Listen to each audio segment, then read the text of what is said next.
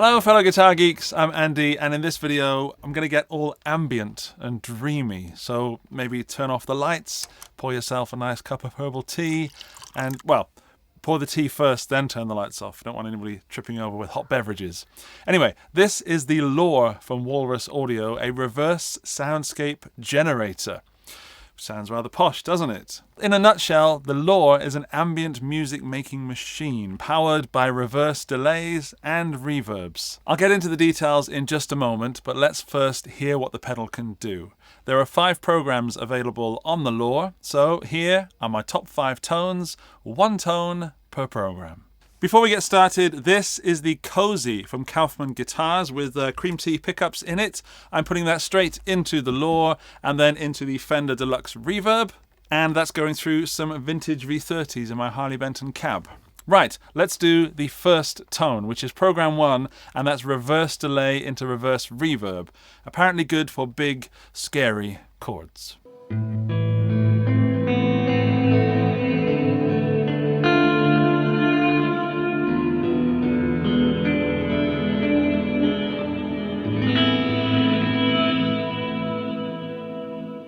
Tone number 2 is reverse delay into octave up reverb. So it's a bit shimmery, a little bit airy, and quite big, and needs separation when you're playing notes. So here's tone 2.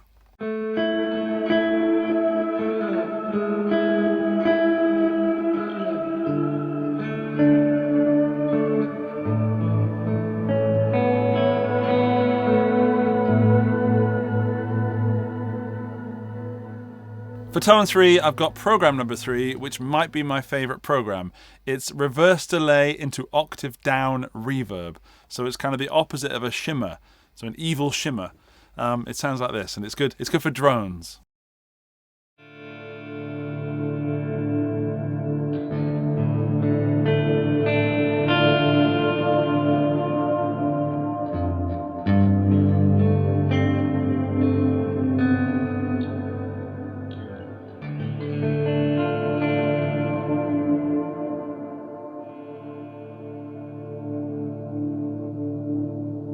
Top tone number 4 is program number 4, and that is reverse reverb into forward reverb, or normal reverb. So you've got reverse reverb into a normal reverb echo. So you've got this big old thing going on, great for drones apparently. I'll play some jazzy kind of chords. I think we should fill this out with nice warm beds of music.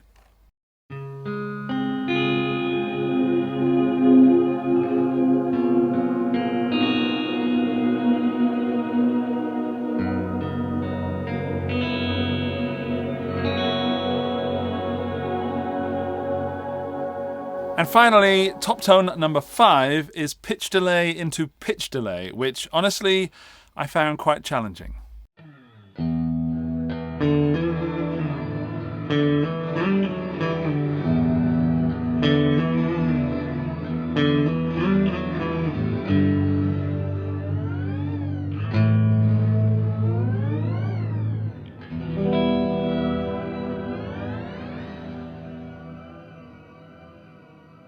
Okay, that's what it sounds like in all the different modes, but before we go any further, please note this is a sponsored video. I have financially gained from making this video, but all thoughts, words, and opinions are my own.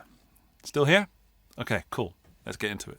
Now, as much as I'd like to, I am not going to be able to crack the entire pedal in this video because it's a deep, involved, slightly complicated pedal that actually makes sense once you've played with it for a while. And it is definitely one of those pieces of gear that you need to sit with for a bit, and rather than read the instructions, I would absolutely recommend that you just make music with it and twiddle and fiddle about, and then maybe try and figure out what you're doing by going back to the manual and learning it that way. So absorb it, learn it, and then further absorb it with education. Yeah, that's the way that I would recommend you use this pedal. That being said, I am going to try to explain what the knobs and switches do on the surface anyway. Now, I guess the most important ones are the switches. So this one is the bypass, turns it on and off, or off and on.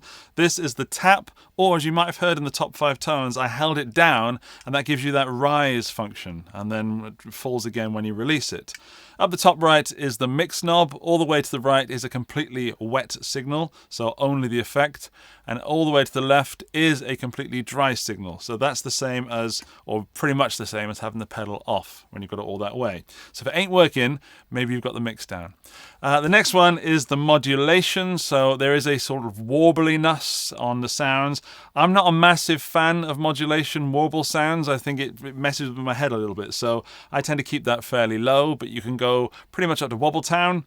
And then we've got tone. That's fairly easy to explain. Tone is the tone of the effect, not the tone of your guitar. So that doesn't affect the dry signal, just the wet signal. What's remaining? Oh, program. That's fairly easy. 5 programs, as I described in the top 5 tones. That means we've covered half the pedal already. That's the easy half. Let's do the more complicated bit. Firstly, this X. This tricky little knob is what it does depends on which program you're in. So for the most time, it adjusts the decay time of the reverb. Let's play some guitar and I will show you. So program 2, for example, here we go. Let's turn the X all the way down.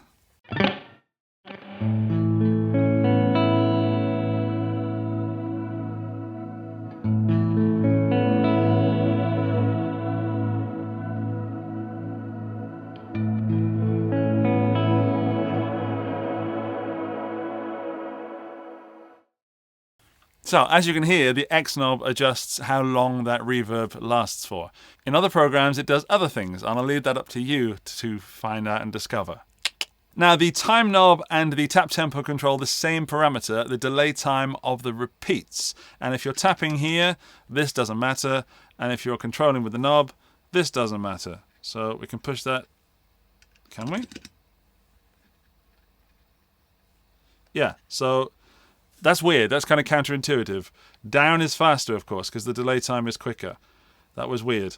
I almost confused myself then. Sorry for that. Right, what's next? The regeneration. Regen. It is every time you press it, a Time Lord pops out of a little blue box and points his sonic screwdriver at you.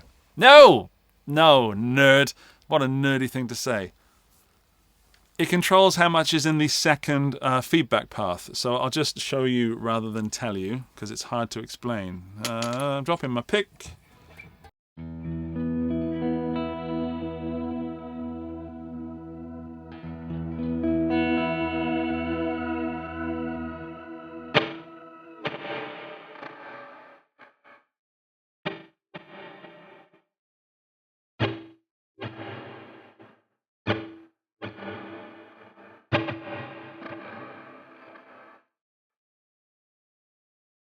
By the way, it's got trails on. You can turn the trails off by powering off the pedal, holding down one of the buttons and powering it back on again.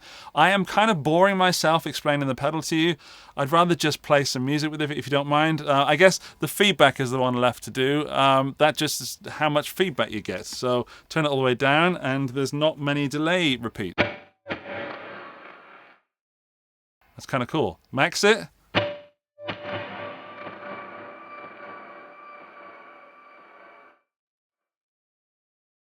It is kind of like Halloween in a box sometimes, so there's some amazing sounds you can get from this. What I haven't done yet, and I'm so looking forward to this, is putting a distortion pedal before the 𝗨𝗚. So I have one sitting just here, still in its box, the Boss DS1W. So let's plug that in before the 𝗨𝗚 and find out what this thing does with some distortion.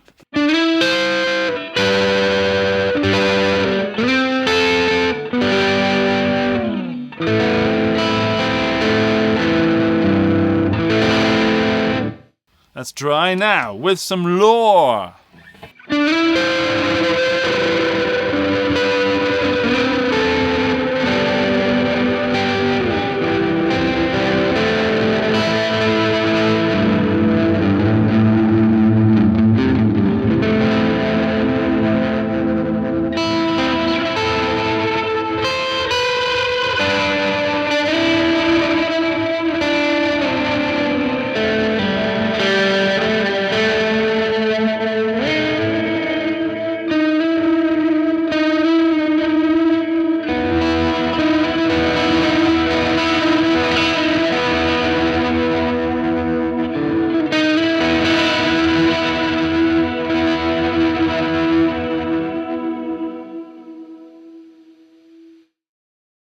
That's the first time I've liked the modulation. The modulation with some distortion. The modulation on the 𝗨𝗏 sounds wonderful.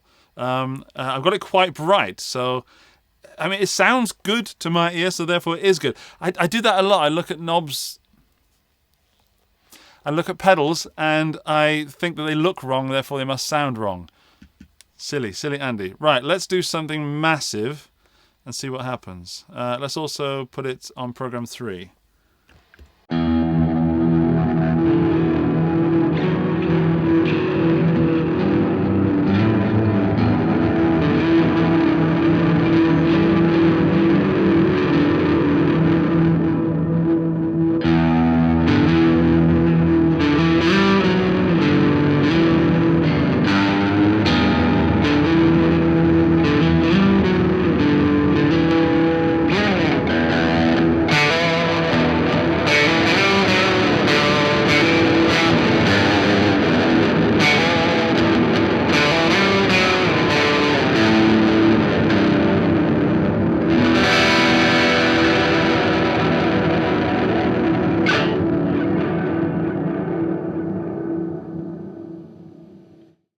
I turned that off then as if it was going to turn the trails off, but it doesn't turn the trails off. I've got it in trails mode. There's a lot to be explored there. Let's put all the distortion on just for fun, just for you and me.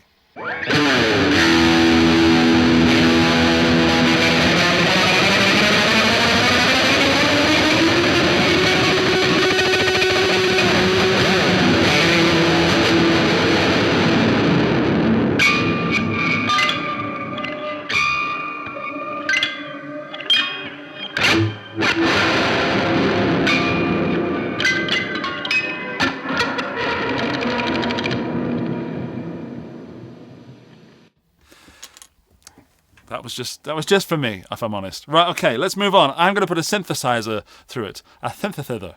Actually, I don't own a synth, so I've got GarageBand on my iPad with a Moonrise pad. Also, the keys are tiny, so I'm going to try and get my massive fingers in there. This is without the 𝗨𝗏.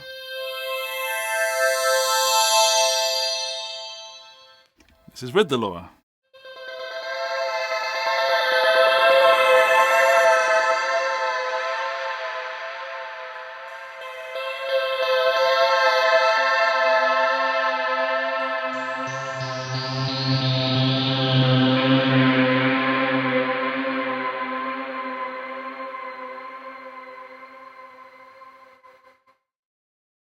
That's as far as I'm going to go with it, because I could definitely spend a lot of time with no expression on my face just listening, and that does not make for a good YouTube video. It does, however, mean that this 𝗨𝗏, if you're into sound design in any way, or making funny noises that are weird and wacky, I mean, that's...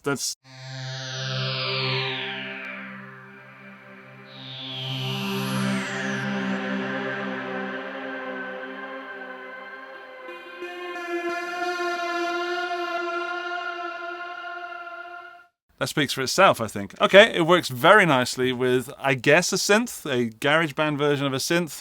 That's already opened up a world of sound design that I don't have time for. Maybe you do.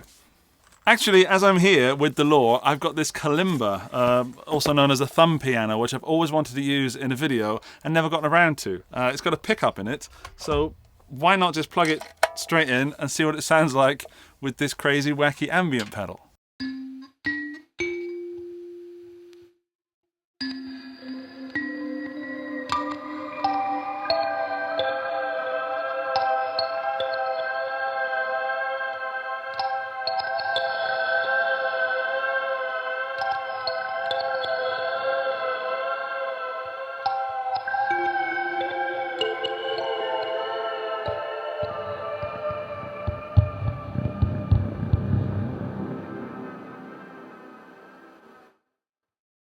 Now, many of you may have switched off by now because they don't want to watch me playing a Kalimba, but I had a lot of fun then. Get yourself a Kalimba, it's fun. So it's about that time of the video where we have a look inside the magic box, and I would not be surprised if it's filled with elves, dwarves, and other pixie mythical creatures. Yeah, so I don't know what's going to be in here. I'm not an electronic engineer. I don't understand things, but I do like looking inside pedals. Are you ready? Here we go. Right. There it is. I guess that's the two DSP chips just there. So mainly because they're the big ones and they're the same, or they look the same. What's interesting is that there are parts here that don't have anything soldered to them. So I wonder what that was, or what that could be. If anyone wants to, experiment with some mods, maybe you could try soldering something to that, see what happens. There's stuff written there. It says AB dip. Dip switch. Oh, it could have had internal dip switches at one point, which I hate, but I wonder what they did. Anyway, yeah, everything looks up to normal Walrus audio standards. That's a really, really clean looking pedal. It isn't full of pixies and elves, which saddens me slightly. It doesn't surprise me. Right, let's review this sucker. The 𝗨𝗦𝗘𝗗 is a pedal that I can see myself getting lost in. I can imagine it being a Saturday or Sunday afternoon and my family going out for a few hours and it raining heavily outside with the raindrops dripping down the window. And I think, I'll just go to the studio and plug in the 𝗨𝗦𝗘𝗗 for 5 minutes, just have a little play. And then several hours later, my family coming home, finding me on the floor, twiddling these knobs and only being on program 3 the whole time. It really is that much fun, and that, especially with headphones. I've listened to this with headphones whilst mixing some of this video, and it sounds absolutely wonderful. So if you're listening right now on a phone, do yourself a favor, plug some headphones in and really enjoy the actual ambience that is created by the 𝗨𝗦𝗘𝗗. It's not all good though. There are some cons. For example, it is not stereo. It is mono only. And I would love to see this stereo and having some of that delay ping-ponging around and really creating a true ambience and some sort of 3D atmosphere. But I get that it is €299 and whatever that is in your local currency. Being stereo would push it up quite heavily, I guess. I don't know, but it would not be cheaper, would it? So €299 is already quite a lot of cash. Stereo would be more expensive. Also, it doesn't have presets. So if you find yourself getting two sounds that you like, you need to set it to one sound, and then that's your sound on program 1, for example. And then there's a program on a setting on program 5 you like. You need to change everything and remember or write down what that is. I guess that's how I've always done it anyway, because I've been playing pedals since the 90s, but some of you digital people out there might be frustrated by that. Speaking of frustration, also the fact that the knobs change function when you change program, that can be confusing and slightly annoying. But I'll go back to what I said earlier and just make music with it, plug it in, have a bash at it, then learn what the knobs do, and then go back to the pedal having learned a little bit. And it's not the sort of thing you're going to plug in seconds and understand it. Please imagine that you need to put the work in with this pedal. Back to the positives, the pros of the 𝗨𝗦𝗘𝗗 pedal. I think it's best to think of the 𝗨𝗦𝗘𝗗𝗗 pedal as several effects in one, or several pedals in one. To get similar sounds to what you're getting with this pedal would require, I guess, at least 3 pedals normally. So a delay, a reverse delay, a reverb, modulation. We're already up in the I need more fingers numbers. So if the thought of creating ambient music is an absolute must, and you've heard this and you thought, I need to start making those wonderful, beautiful sounds, the 𝗨𝗦𝗘𝗗𝗗 is one of those few pedals that will do it with just one box. Making ambient music used to be a case of chaining several pedals together, and of course you can go down that route still, but I think you'd end up spending more money than the €299 this costs. I actually have a little tip for you if you're trying to find sounds, and that is to, when you're trying to find a sound that you like, push the mix up quite high to around 3/4, then find some sounds that you or some knob settings that you think sound good, then start to back off the mix, bringing in that dry signal, and you'll find that it becomes more musical and less washy. So that's how I was setting my sounds, by having a high mix at first and then backing down the mix, not using my eyes but using my ears to find the sound that sounded better than just a full-on wash. Although 100% also sounds pretty fun. My final verdict is that the 𝗨𝗦𝗘𝗗𝗗 makes absolutely beautiful sounds, and I heard back some of the video, the bit at the beginning where I did the drone shots over a mountain, and yes, I really did take those drone shots, and yes, I really did climb that mountain in order to do that. I listened to it and I had to send it to a few friends just to say, listen to this pedal, and I don't normally do that. Like, I do send samples around to friends and then they borrow pedals and things like that, but this is one where I wanted people to hear it, and I wanted to make this video to show you how good this pedal is, and that's refreshing. Sometimes, you know, you're just playing something that sounds good or doesn't. This one, I wanted to do a service to you and to the pedal by sharing the music that it made. And I think that speaks volumes. The 𝗨𝗚 is not the only ambient pedal that I like that's currently on the market. There's also the Cirrus Spatial Temporal Modifier from KMA Audio Machines. That's a good one to check out. Doesn't do the same as the 𝗨𝗚, but certainly sits like cousins, sonic cousins.